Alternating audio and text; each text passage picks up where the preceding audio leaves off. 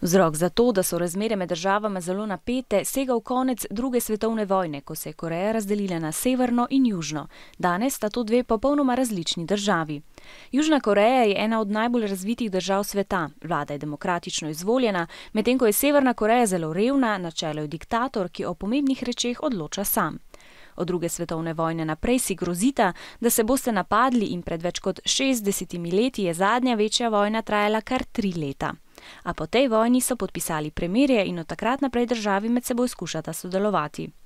Vzpostavili sta celo telefonsko linijo med glavnima mestoma Seulom in Pjongjangom, rdeči telefon, preko katere se slišita vsaj 2-krat na dan. A odnosi so se zaostrili, ko je Južna Koreja skupaj z Združenimi državami Amerike začela dvotedenske vojaške vaje. Severna Koreja je temu ostro nasprotovala in celo zagrozila, da bo prekinila premirje oziroma mirovni sporazum. To pomeni, da bi se med državama lahko ponovno začela vojna. Tega je strah tudi otroke iz Južne Koreje.